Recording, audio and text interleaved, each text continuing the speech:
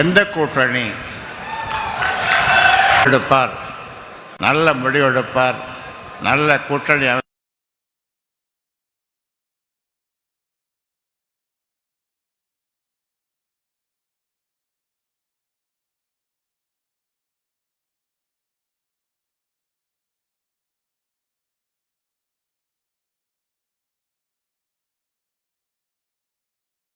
$10.5 வரும் என்று அவனுக்கு ஆறுதல் சொல்ல வேண்டியதாக இருக்கிறது.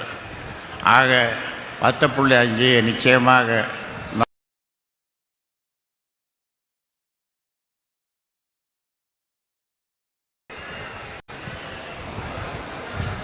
ஒரு குழு அல்லது ஒரு கூட்டம் அல்லது எப்படி சொல்கிறது,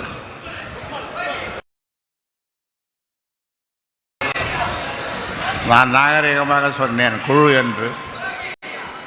அதெல்லாம் நான் வளர்த்த பிள்ளைங்க தான், நான் பொறுப்பு கொடுத்த பிள்ளைகள் தான்.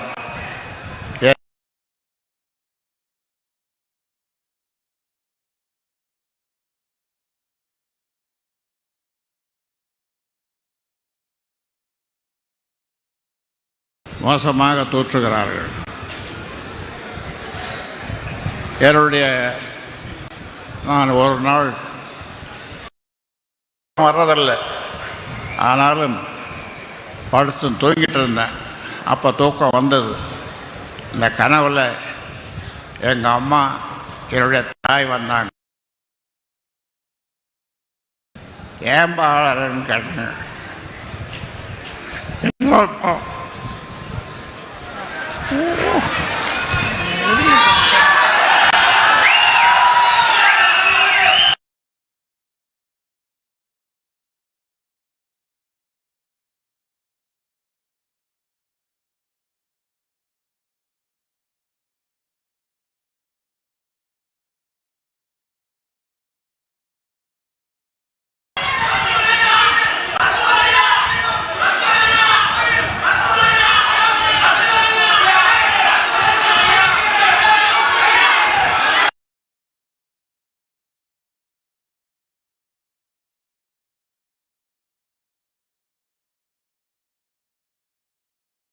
போடுறான், கழுத்தில் துணி போட்டு இறுக்கி கொள்ளணும்னு ஒரு பதிவு போடுறான். அந்த பதிவு போட்டவனை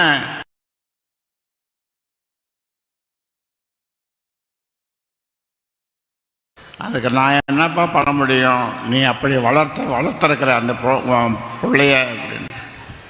ஆமாம்மா, நான் சரியாக தான் வளர்த்துருந்தா என்ன மார்லேயும் பின்னாலேயும் முதுகுலேயும் கண்ட இடத்துல ஈட்டியால் குத்துற மாதிரி குத்தலாம். நான் என்ன செய்யறது? அவனுக்கு ஒரு தகப்பன் உலகத்தில் தன் பிள்ளைக்கு என்ன செய்வானோ அதை விட அதிகமாக நான் அவனுக்கு செய்திருக்கிறேன். என்ன குறை வைத்தேன்? அவர் ஒரு குறையும் வைக்கவில்லை. ஆனாலும் அவன் நான் எப்பொழுது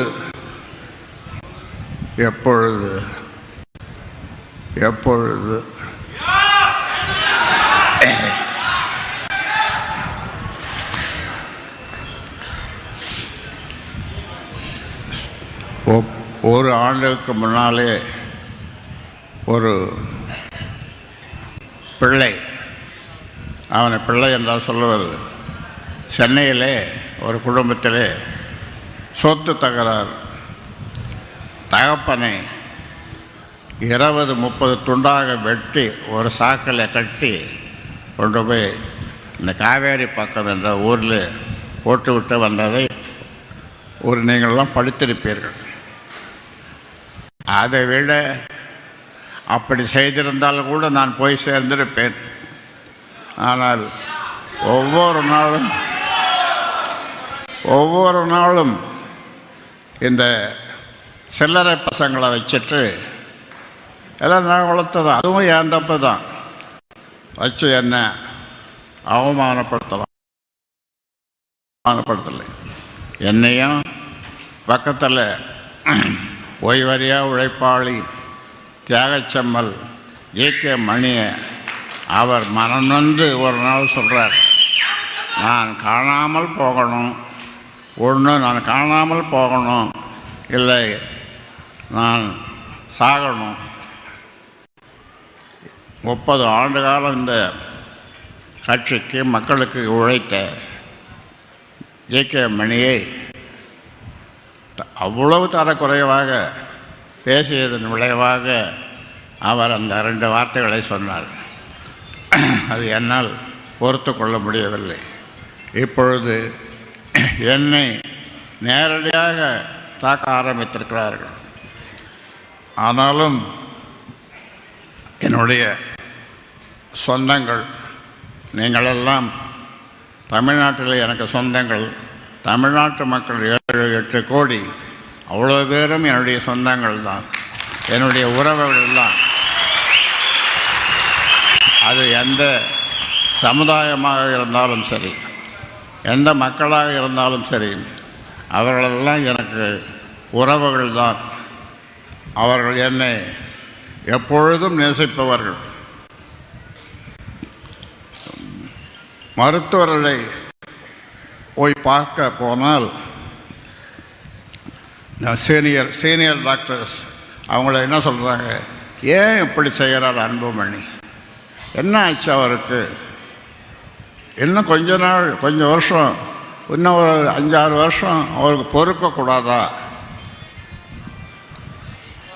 அவர்கள் கேட்கிறார்கள். இப்படி நிறைய பேர் கேட்குறாங்க. ஆனால் நான் சொன்னேன், அவரை மாற்ற முடியாது, அவரை மாற்ற வழி இல்லை. என்ன செய்வது, கேட்டுக்கொண்டு தான் இருக்க வேண்டும்.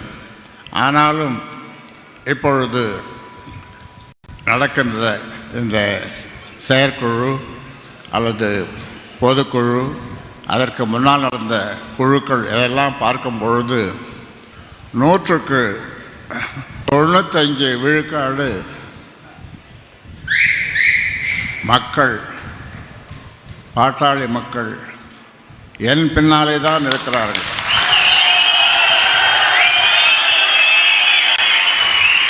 அன்புமணி பின்னாலே 5% மக்கள் கூட இல்லை.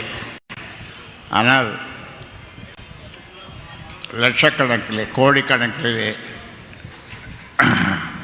செலவு செய்து கூட்டத்தை கூட்டி ஒரு சொல்லுவாங்க, பொம்மாத்த வேலை, அந்த மாதிரி வேலையை செய்துட்ருக்காங்க ஒரு பக்கம். ஆனாலும் இந்த தேர்தலில் அவருக்கு இந்த தேர்தல் சரியான பதிலை கொடுக்கும். அந்த வகையில் இந்த தேர்தலில் ஒரு நல்ல கூட்டணி அமைப்பேன். அந்த நல்ல கூட்டணி வெற்றியை தரும். ஏனென்றால் இந்த மக்கள், என் பின்னாலே வந்த மக்கள், 96 ஆண்டு காலமாக உழைத்து இந்த மக்கள் என்னை எப்பொழுதும் கைவிட்டதில்லை, இனிமேலும் கைவிட மாட்டார்கள். அதனாலே உனக்கு யார் இருக்கிறார்கள், 100க்கு 2 பேர், 3 பேர், 5 பேர் கூட இல்லை உன் பின்னாலே. அதனாலே இதெல்லாம் யாரால் வந்தது? இது போன்று ஒரு தகப்பன் உனக்கு உலகத்திலே யாராவது இருக்கிறானா, கிடைத்திருப்பானா? என்னை போன்ற ஒரு தகப்பன். ஆனால் என்னால் இதற்கு மேலே பேச முடியவில்லை. ஏனென்றால் அப்படி அவருடைய செயல்பாடு. ஒரு டாக்டர், ஒரு சீனியர் டாக்டர், அவர்கிட்ட ஒருத்தர் வைத்தியம் பார்க்க போயிருக்கார். அவர்கிட்ட கேட்கிறார் அந்த டாக்டர் ராமதாஸுக்கு எத்தனை பிள்ளைகள்? ஒரே ஒரு பிள்ளை தான்ட்டு அந்த நோயாளி சொல்லியிருக்கார். ஒரே ஒரு பிள்ளை இப்படி நடந்துக்கிறாரு, பொறுக்கக்கூடாதா? இன்னும் சில ஆண்டுகளை பொறுக்கக்கூடாதா என்று அந்த டாக்டர். அதே மாதிரி எந்த டாக்டர்கிட்ட போவாலும், எந்த சீனியர் சிட்டிசனாக இருந்தாலும் அவர்களெல்லாம் ஆதங்கப்படுவது, அன்புமணி ஏன் இப்படி நடந்து கொள்ளுகிறார் என்று. எந்த பதவிக்கும் ஆசைப்படாத, இதுவரை நான் ஆசைப்பட்டிருந்தால் எல்லா பதவிகளையும் நான் அடைந்திருப்பேன். இந்திய அளவிலே எல்லா பதவியையும் நான் பெற்றிருப்பேன். ஆனால் நான் செய்த அந்த சத்தியம், அதை இன்று வரை காப்பாற்றுகிறேன். அந்த சத்தியத்தினாலே தானே நீ அமைச்சரானாய், இப்போ ராஜ்யசபா மெம்பரான. இல்லை, உனக்கு என்ன குறை வைத்தேன்? எவ்வளவு கஷ்டப்பட்டு உன்னை இங்கே மான்ஃபோர்ட்டில் படிக்க வச்சேன், எம்எம்சியில் படிக்க வச்சு டாக்டர் ஆக்கினேன். அதன் பிறகு உன்னை 36 வயசுலேயே உன்னை மத்திய அமைச்சராக்கினேன். அதன் பிறகு ராஜ்யசபா மெம்பர். எல்லாம் எனக்கு என்னென்ன செய்யணுமோ ஒரு தகப்பன் அதையெல்லாம் செய்தேன் நான். ஆனால் இப்பொழுது நீ என்னை அவ்வளவு கேவலமாக எழுத சொல்லி, அதெல்லாம் நல்லா நான் வளர்த்த பசங்க தான் எல்லாம் அந்த மாதிரி எழுத சொல்கிறேன். மாவட்ட செயலாளரையும் தலைவரையும் கூப்பிட்டு யாரோடு கூட்டணி வைக்கலாம்,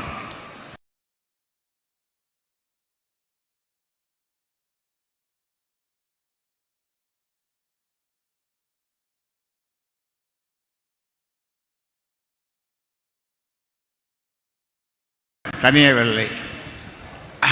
அவர்கள் சொன்ன கருத்துக்களினுடைய அடிப்படையில் ஒரு மிகப்பெரிய வெற்றி கூட்டணி அமைப்பேன். அந்த வெற்றி கூட்டணி நாம் நினைக்கிற மாதிரி மிகப்பெரிய வெற்றியை அது தரும் என்று நான் உறுதியாக நம்புகிறேன்.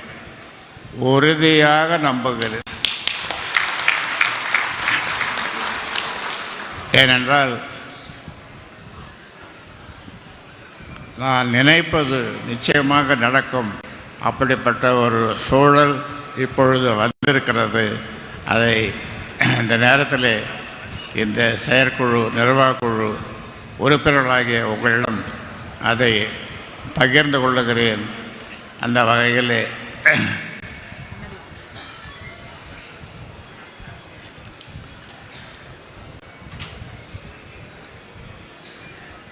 சில நேரங்களில் தூக்க மாத்திரை போட்டால் கூட தூக்கம் வர மாட்டேங்குது. ஏனென்றால் இவருடைய நினைப்பு வந்து விடுது. ஆனாலும் உங்களை மக்களை நினைக்கும் போது, என் பாட்டாளி சொந்தங்களை நினைக்கும் போது நான் தூங்கி விடுகிறேன். எனக்கு ஒரு புத்துணர்ச்சி வருகிறது. ஒரு நாளைக்கு குறைந்தது 50லிருந்து 200, 300 பேர் தோட்டத்தில் என்னை சந்திக்கும் போது எனக்கு ஏற்படுகின்ற மகிழ்ச்சி அது வெள்ளமாக பாய்கிறது. மகிழ்ச்சி வெள்ளம்.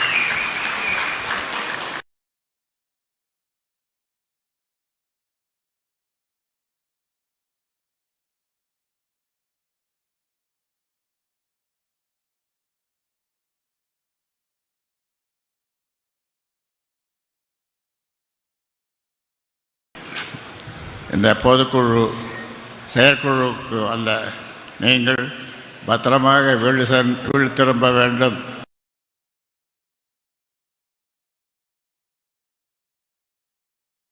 வேறு எதாவது சொல்லணுமா? வேறு எதாவது சொல்லணுமா? இந்த இருக்கிறோம், அவர்களுக்கு இந்த நேரத்தில் நன்றி சொல்லுகின்றோம். நிர்வாகக்குழு பொதுக்குழு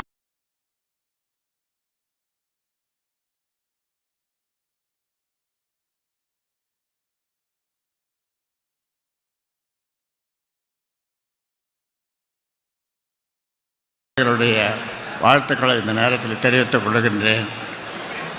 நன்றியையும் தெரிவித்துக் கொள்கின்றேன். ஆமாம், அனைவருக்கும்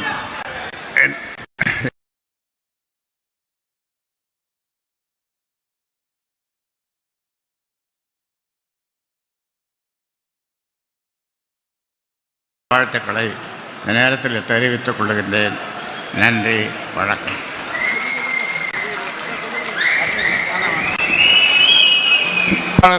அன்பழகன் அவர்கள் உரையாற்றுகிறார். நீங்கள் எல்லாம் அப்படி